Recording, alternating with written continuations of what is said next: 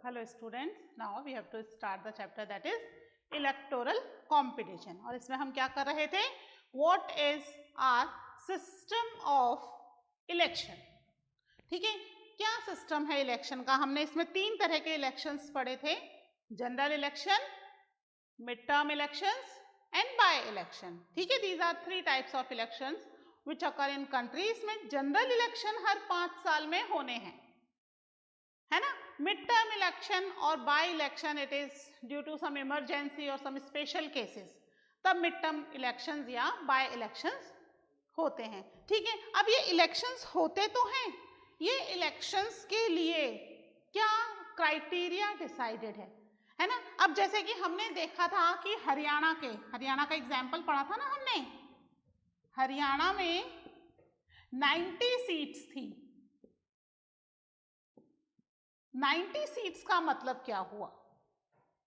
जो हरियाणा है, हम मान लीजिए कि this is the map of Haryana, it's a rough map, है ना. मान लेते हैं ये हरियाणा है. अब इस हरियाणा को क्या कर दिया गया? It is divided into 90 small units. ठीक है, छोटी छोटी 90 यूनिट्स में हरियाणा को डिवाइड कर दिया गया. ठीक है, हर एक कॉन्स्टिट्यूएंसी का एक नंबर था, 1 2 3 4 5 6 7 8 9 10 11 12 13. ठीक है, इस तरीके से करके अप टू 90 कॉन्स्टिट्यूएंसीज बन गई. यानी कि किसी भी एक एरिया को डिवाइड कर दिया जाता है for purpose of election in a small units. ठीक है, पूरे हरियाणा में एक साथ इलेक्शन नहीं करवाए, है ना. पूरे हरियाणा को क्या कर दिया? स्मॉल 90 यूनिट्स में डिवाइड कर दिया. अब जो नंबर 1 यूनिट है या नंबर 2 यूनिट है, यहां पर हर पॉलिटिकल पार्टी अपने कैंडिडेट्स खड़े करेगी टिल 90 यूनिट्स, 1 से लेकर के 90. यानी कि हर पॉलिटिकल पार्टी 1 से लेकर के 90 कॉन्स्टिट्यूएंसीज में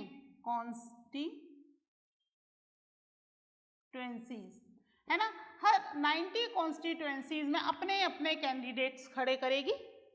अब हमने देखा था कि जो 60 कैंडिडेट्स थे वो लोकदल के जीते. यानी कि इसमें से जो 60 एरियाज थे दैट इज वोन बाय लोकदल. बाकी के बचे 30 एरियाज वो ऑपोजिशन पार्टी ने, और भी तो खड़े हुए ना, है ना. इलेक्शन रिजल्ट आता है, टीवी पर देखते हो ना, कैसे होता है? कांग्रेस के इतने लीडर्स आगे, जनता दल के इतने लीडर्स आगे, बीजेपी के इतने लीडर्स आगे, अदर्स के इतने, निर्दलीय इतने. ठीक है, तो अलग अलग कॉन्स्टिट्यूएंसी पर अलग अलग कैंडिडेट्स जीत सकते हैं. अब जो सबसे ज्यादा कैंडिडेट्स जीतेगा पूरे हरियाणा में मिला के, जिस पार्टी के सबसे ज्यादा कैंडिडेट्स जीतेंगे वो पार्टी किसमें आ जाएगी? मेजॉरिटी में. ठीक है, मेजॉरिटी में आने के साथ ही they can form government because they are in majority, है ना. तो लोकदल जो है वो मेजॉरिटी में आ गई और इसने गवर्नमेंट बना ली. ठीक है, तो दिस इज द कॉन्स्टिट्यूएंसी. तो हर एरिया को इलेक्शन के पर्पस से कॉन्स्टिट्यूएंसीज में बांट दिया जाता है. इनको कहते हैं इलेक्टोरल कॉन्स्टिट्यूएंसीज. ठीक है, इलेक्टोरल कॉन्स्टिट्यूएंसीज हैं. अब ये हर जगह डिफर करती है from one place to another place. क्यों डिफर करती है? It's depend on the population. ठीक है, ये कॉन्स्टिट्यूएंसीज किसके हिसाब से डिवाइड हुई है? It is divided according to the population of that area. ठीक है, ये एरिया लैंड एरिया के हिसाब से डिवाइड नहीं हुई है. लैंड पर रूल नहीं करना, रूल तो लोगों पर करना है ना. लोगों पर रूल करना है तो लोगों के हिसाब से कॉन्स्टिट्यूएंसीज बनेगी. जैसे राजस्थान में, राजस्थान के अंदर, हरियाणा में तो 90 हो गई, राजस्थान में ये जो नंबर है दैट इज 200 सीट्स. यानी कि ये किसका है? हम देख रहे हैं, हम ये देख रहे हैं विधानसभा इलेक्शन का. अभी पढ़ा था ना हमने लास्ट लेक्चर में, विधानसभा एंड लोकसभा इलेक्शन। तो ये विधानसभा इलेक्शन में 200 सीट्स और 90 सीट्स हैं। लोकसभा इलेक्शंस में ये सीट्स क्या हो जाएंगे, इट मर्ज्ड, है ना। लोकसभा इलेक्शन में राजस्थान में केवल 25 सीट्स रह जाती हैं और यहाँ पर केवल 10 सीट्स, इतनी सीट्स ही रह जाती हैं, यानी कि लगभग 9 सीट्स मर्ज हो गई यहाँ पर, और यहाँ पर भी कई सारी सीट्स मर्ज हो गई और टोटल कितनी रह गई, 25 सीट्स रह जाती हैं at the time of Lok Sabha election, है ना। लोकसभा क्योंकि पूरी कंट्री के लिए है तो कॉन्स्टिट्यूएंसीज का साइज बड़ा हो जाता है, ज्यादा पॉपुलेशन का हो जाता है। और जो विधानसभा इलेक्शन है that is particularly for the state, तो उसके हिसाब से इनको स्मॉल यूनिट्स में बांट देते हैं और हर एक यूनिट से कोई भी एक कैंडिडेट इलेक्शन विन करेगा, और जिस पार्टी के सबसे ज्यादा कैंडिडेट विन होकर के आएंगे that party form the government. जैसे राजस्थान में कांग्रेस की है, अशोक गहलोत जी की पार्टी के मेंबर सबसे ज्यादा जीत कर आए थे, and now Congress party form the government. जिसके भी यहाँ पर जनता दल के जीत कर आए थे, जनता दल ने गवर्नमेंट बनाई। उसके बाद नेक्स्ट इलेक्शन में कांग्रेस पार्टी के मेंबर्स ज्यादा जीत गए, कांग्रेस पार्टी के मेंबर्स क्या कर लेंगे, गवर्नमेंट बना लेंगे। हमने देखा after every fix interval, regular interval, we have the electoral competition, है ना। तो जिससे एक पार्टी हारती है और एक पार्टी जीतती है, इसका डर हमेशा बना रहता है कि फिर 5 साल बाद इलेक्शन होंगे और क्या होगा, ठीक है। तो that is about the electoral constituencies, ठीक है। हेडिंग डाल लीजिए, इसके कुछ पॉइंट्स मैं आपको लिखवाती हूँ। हेडिंग डाल लीजिए इलेक्टोरल कॉन्स्टिट्यूएंसीज। आई थिंक आपको क्लियर हो गया ये, ठीक है। लिखिए, the country is divided into different areas for purposes of elections. These areas are called electoral constituencies.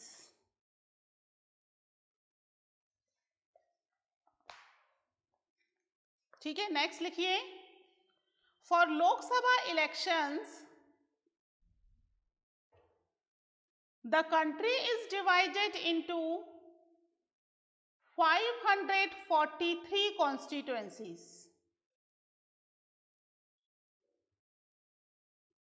ठीक है, पूरी कंट्री के अंदर 543 कॉन्स्टिट्यूएंसीज हैं। इसीलिए तो फिर क्योंकि जब विधानसभा इलेक्शन में ज्यादा हैं और लोकसभा इलेक्शन में होते ही कम हो गई, क्योंकि पूरी कंट्री में से सीट्स होनी है ना, तो टोटल 543 सीट्स हैं।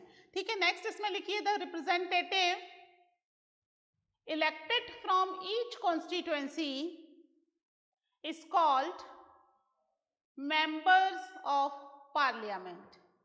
ठीक है, या फिर हम उन्हें क्या कह सकते हैं, मेंबर्स ऑफ पार्लियामेंट को शॉर्ट में लोकसभा के क्या कहते हैं, दैट इज एमपी, है ना, मेंबर ऑफ पार्लियामेंट। ठीक है, नेक्स्ट लिखिए, similarly each state is divided into a specific number of assembly,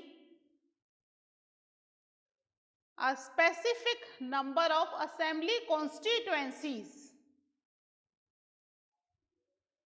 In this case, elected representatives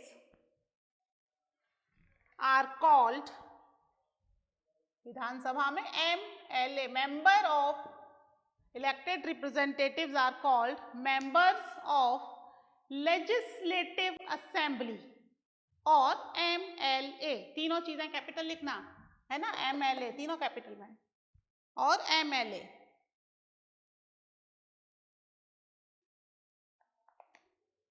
ठीक है, इसी तरीके से अगर पंचायती राज के इलेक्शन होंगे तो हर वार्ड और विलेज में भी क्या होगा, नगर निगम के इलेक्शंस हुए ना अभी कुछ दिन पहले ही अपने यहाँ पर कोटा में, है ना, तो तो हर वार्ड को मतलब एक कॉन्स्टिट्यूएंसी को और भी स्मॉल यूनिट्स में डिवाइड कर दिया गया है ना, और भी छोटी छोटी यूनिट्स में डिवाइड कर दिया गया। तो इसी तरीके से म्युनिसिपल कॉरपोरेशन के इलेक्शन, नगर निगम के इलेक्शन यानी पंचायती राज के इलेक्शंस जब होते हैं, then again this constituency become more, ये और भी ज्यादा बढ़ जाएंगी, तब वो वार्ड्स हो गए। ठीक है, तो ये वार्ड्स में डिवाइड हो जाएगी और हर वार्ड से कैंडिडेट विन करेगा। अभी देखे ना हमने, पार्षद जीते थे, फिर मेयर बना, है ना, सारी चीजें न्यूज़पेपर में आ रही थी। तो ये सब चीजें तीनों लेवल पर होती हैं। ठीक है, समझ में आई इतनी बात? अब यहां पर हम देखेंगे कि इलेक्शंस हो गए, इलेक्शंस में कुछ कॉन्स्टिट्यूएंसीज जो हैं वो फिक्स होती हैं कि इस कॉन्स्टिट्यूएंसी में से एक शेड्यूल कास्ट व्यक्ति ही इलेक्शन में खड़ा होगा या ओबीसी व्यक्ति खड़ा होगा। फिक्स होता है कि इस एरिया में से तो यही व्यक्ति खड़ा होगा, ओबीसी है या एससी है या एसटी है ना। ऐसा क्यों? बिकॉज फ्यू कॉन्स्टिट्यूएंसीज हम कह सकते हैं they are the reserved constituencies, है ना। इसको हटा देती हूँ, यहाँ पे लिख देती हूँ मैं रिजर्व्ड कॉन्स्टिट्यूएंसी। कुछ कॉन्स्टिट्यूएंसी कैसी होती है, वो रिजर्व होती हैं।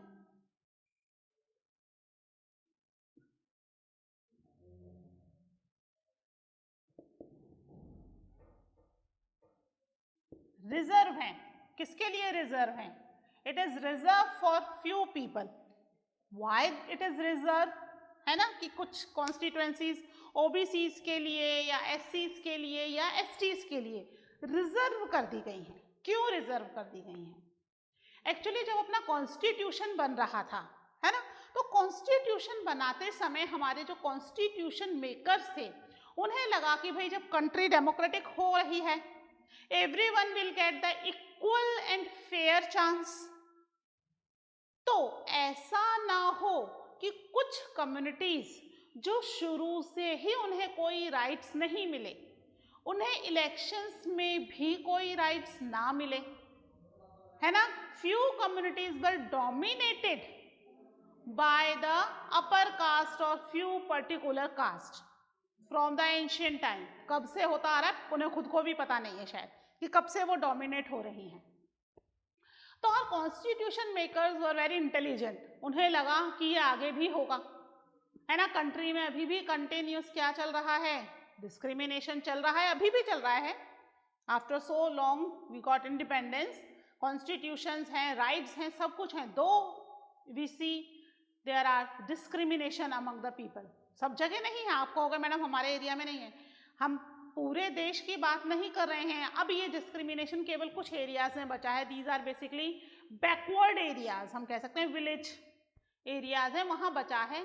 तो हमारे कॉन्स्टिट्यूशन मेकर्स को लगा कि ये कंटिन्यू होगा जब फ्यू कास्ट या few upper class people they were not giving them any right, है ना, आगे बढ़ने का कोई राइट नहीं मिलेगा। तो फिर उन्होंने ये एक प्रोसीजर निकाला कि भाई इनके लिए कुछ एरियाज रिजर्व कर दिए जाएं। ठीक है, जब रिजर्वेशन आया तब दो ही कम्युनिटी को रिजर्वेशन दिया गया था, schedule caste and schedule tribes, है ना। मैंने आपको बताया ना कुछ लिस्ट थी, शेड्यूल कास्ट और शेड्यूल ट्राइब्स क्या है, these are a list of the caste which were denied to get the rights from the earlier. ठीक है, एक है कास्ट का और एक है ट्राइबल पीपल का, एसटी, शेड्यूल ट्राइब्स। तो ये दो कास्ट की एक शेड्यूल बना लिया गया, एक लिस्ट बना ली गई जिसमें कुछ कम्युनिटीज को डाला गया कि भाई इनको शुरू से कोई भी राइट्स नहीं मिले हैं, जिस जिस कम्युनिटीज को नहीं मिले थे उन कम्युनिटीज की एक लिस्ट बना ली गई, that is known as schedule caste. Tribes की एक लिस्ट बना ली गई, that is known as scheduled tribes. ठीक है, अब ये जो शेड्यूल्ड थे दोनों, tribes and caste, they got the reservation. बाद में ये रिजर्वेशन ओबीसीज को भी मिला। ठीक है, तो ये रिजर्वेशन क्यों मिला, जिससे इन्हें कॉन्स्टिट्यूएंसीज में इलेक्शन का राइट मिले। जैसे कि मान लीजिए सपोज, ऐसा है नहीं, सपोज कि यहाँ 90 कॉन्स्टिट्यूएंसीज हैं हरियाणा में, तो यहाँ पर से कोई सी भी 4 कॉन्स्टिट्यूएंसी जहां पर एससी या एसटी की पॉपुलेशन ज्यादा होगी, उस एरिया को, मान लीजिए इस एरिया में एसटी की पॉपुलेशन ज्यादा है, ठीक है, according to the population this area is reserve for the ST. अब यहाँ पर जो भी कैंडिडेट इलेक्शन में खड़ा होगा वो एसटी कम्युनिटी का होगा। अब चाहे इसमें कोई सी भी पार्टी अपना कैंडिडेट खड़ा करे, बीजेपी खड़ा करेगी तो भी एसटी कैंडिडेट होगा, कांग्रेस खड़ा करेगी तो भी एसटी कैंडिडेट होगा, जनता दल खड़ा करेगी, लोक दल खड़ा करेगी तो भी एसटी कैंडिडेट होगा, आम आदमी पार्टी खड़ा करेगी तो भी एसटी कैंडिडेट होगा। कोई व्यक्ति बिना किसी पार्टी के इंडिपेंडेंट खड़ा होता है तो भी केवल एसटी व्यक्ति को ही खड़े होने का राइट होगा, because this is reserved. Reserve का मतलब समझते हो ना, अब रिजर्व है तो वो एक पर्टिकुलर कम्युनिटी का ही व्यक्ति खड़ा होगा। सिमिलरली मान लीजिए if this area is reserve for SC, तो only SC candidate can contest the election, no one else. अब दूसरी कम्युनिटी का, यहाँ एसटी वाली से एससी कैंडिडेट नहीं खड़ा हो सकता और एससी की सीट से एसटी कैंडिडेट्स नहीं खड़ा हो सकता। It is according to the population, इसके हिसाब से इसको डिसाइड कर लिया जाता है। हमारी पूरी कंट्री की पॉपुलेशन के हिसाब से टोटल सीट्स लोकसभा में डिसाइडेड हैं कि इतनी सीट्स एसटी को मिलेंगी और कितनी सीट्स एससीज को मिलेगी अकॉर्डिंग टू देयर पॉपुलेशन। और ये फिक्स नहीं है, ये टाइम के साथ घटता बढ़ता रह सकता है ना। पॉपुलेशन ज्यादा हो जाएगी तो ज्यादा सीट्स होंगी, पॉपुलेशन कम हो जाएगी तो कम सीट्स मिलेंगी, ठीक है। तो रिजर्व्ड कॉन्स्टिट्यूएंसीज, हेडिंग डाल लीजिए रिजर्व कॉन्स्टिट्यूएंसीज, हम लिख लेते हैं इसके बारे में, रिजर्व कॉन्स्टिट्यूएंसीज के बारे में। The constitution makers, first point डालिए इसमें, the constitution makers were worried that in an open electoral competition certain weaker sections may not stand a good chance to get elected to the Lok Sabha and the state legislative assembly.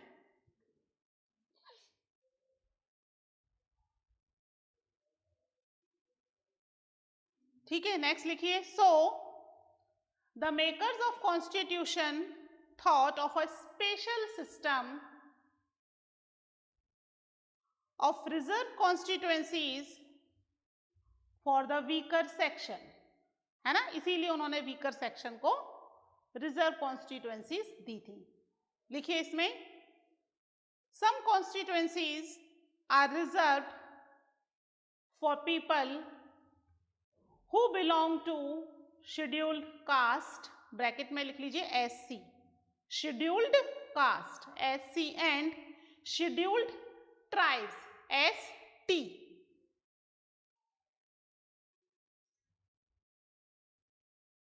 Next लिखिए, currently in Lok Sabha 84 seats are reserved for scheduled caste and 47 seats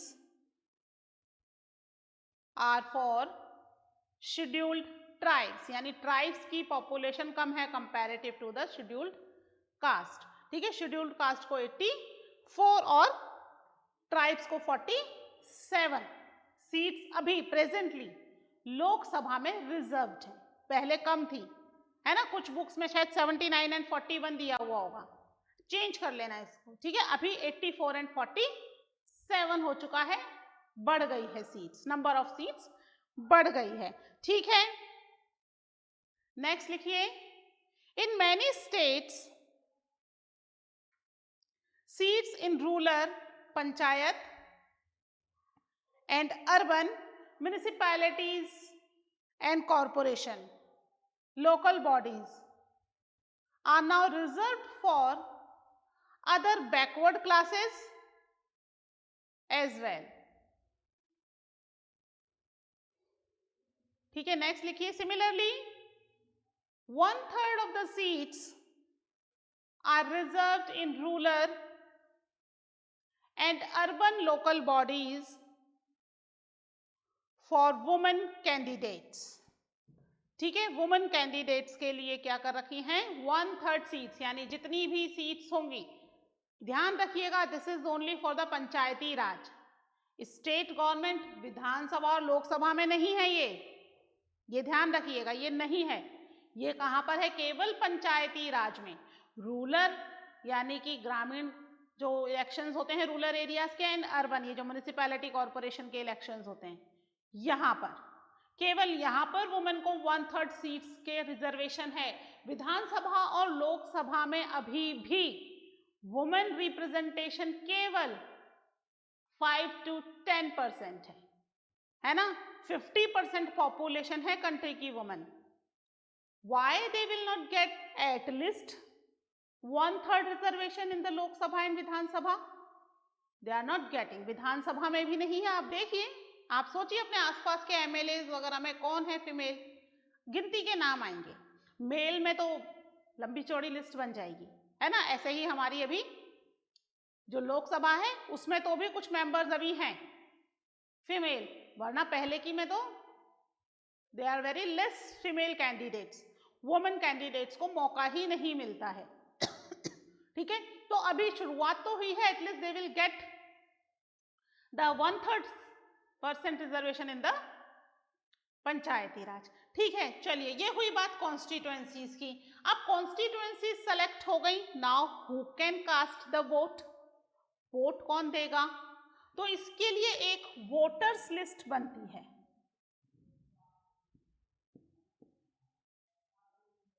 voters list बनेगी, किस basis पर बनेगी voter list, कौन होंगे voter list के अंदर members,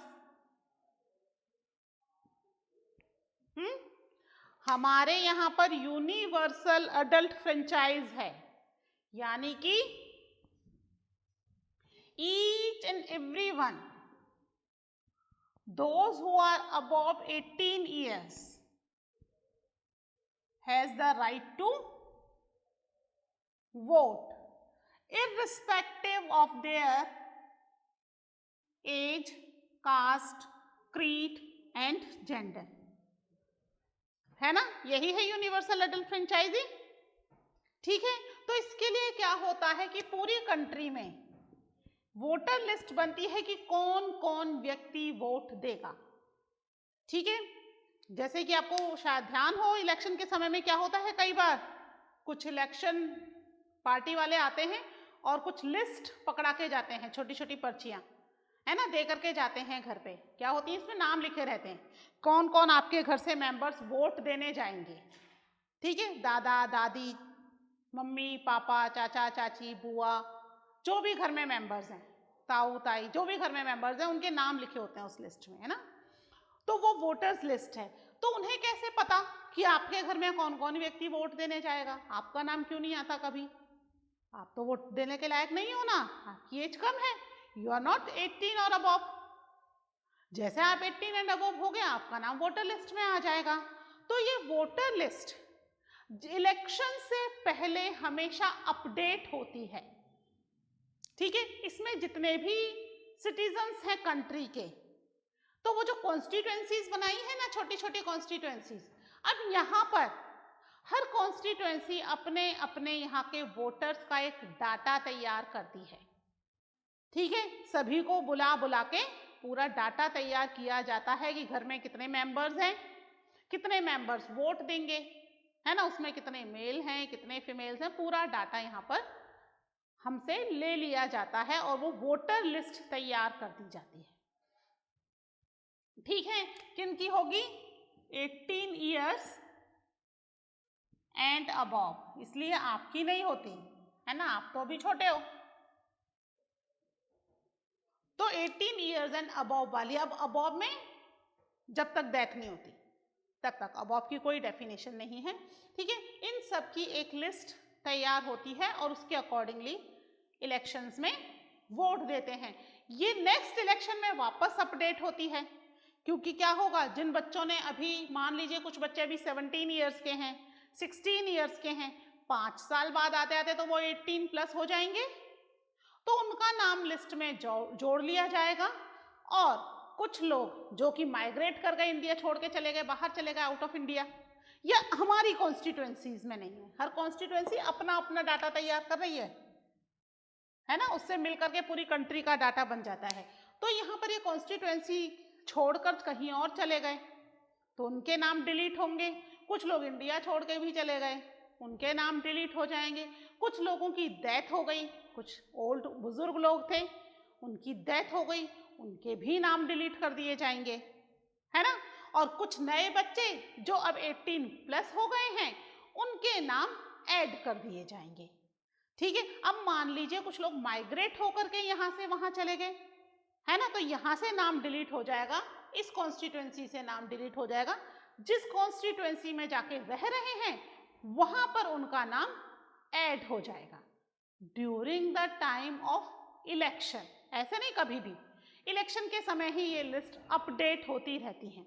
आजकल बाकायदा इलेक्टोरल फोटो आइडेंटिटी कार्ड बनने लगा है ना, फोटो खींचता है और एक वोटर आइडेंटिटी कार्ड बन जाता है जिसमें हमारी सारी डिटेल होती है, नेम होता है, एड्रेस होता है, एज होती है, सभी चीजें उसके अंदर मेंशन होती है विथ आर फोटो, ठीक है। फोटो भी वहीं पर खींच करके इलेक्शन के लिए प्रिपेयर किया गया एक इलेक्शन वोटर आईडी कार्ड बन जाता है, ठीक है। लिख लेते हैं इसके कुछ पॉइंट्स फटाफट से, हेडिंग डाल लीजिए voters list. In a democratic election, the list of those who are eligible to vote is prepared much before the election and given to everyone. This list is officially called the electoral roll, ROLL, and is commonly known as voters list, ठीक है। जो इसकी election की language है इसमें कहा जाता है इलेक्टोरल रोल, ठीक है। जितने भी कैंडिडेट्स हैं उन सबको उसमें लिख दिया जाएगा, और लोकल कॉमन लैंग्वेज में हम इसको क्या कह रहे हैं, this is called the voters list, ठीक है। नेक्स्ट पॉइंट इसमें लिख लीजिए क्यों होता है ये। No one should be denied the right to vote without a good reason, ठीक है। क्यों बन रही है वोटर्स लिस्ट, हर एक को वोटिंग का राइट मिले, कोई भी वोट देने से ना रह जाए, ठीक है। इसमें लिखिए एक next point, all the citizen aged 18 years and above can vote in an election.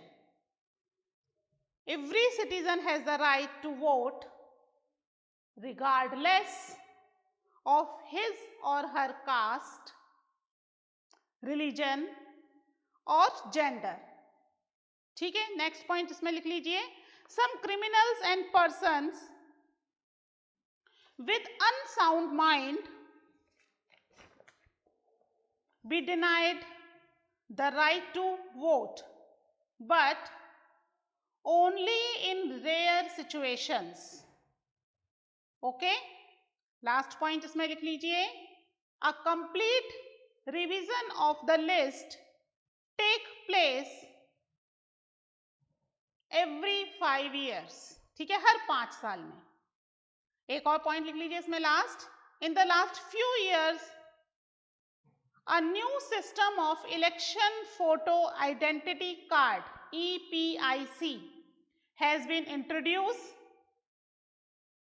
The voters are required to carry this card when they go out to vote, यानी जब भी वोट देने जाएंगे उन्हें वो वोटर आईडी कार्ड अपने साथ लेकर के जाना पड़ेगा, ठीक है। Elections photo identity card, epic या EPIC इसको कहते हैं शॉर्ट में। ये अभी कुछ टाइम से इंट्रोड्यूस हुआ है और हर 5 साल में नए कैंडिडेट्स का बनता है। पुराने कैंडिडेट्स का तो बना हुआ है, अगर कुछ चेंजेस हैं तो वो चेंजेस करवा सकते हैं, अदरवाइज हर 5 साल में न्यू कैंडिडेट्स का इलेक्शन वोटर आईडी कार्ड बनता है, ठीक है।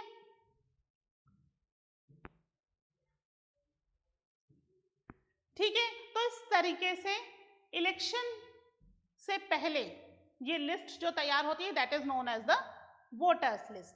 ठीक है, तो ये हमारी क्या चल रही है, इलेक्शन की तैयारी। ठीक है, इस तरीके से इलेक्शन कंडक्ट किए जाते हैं। इसके बारे में और पढ़ेंगे, but we will study it in the next lecture. Okay, till then take care, bye.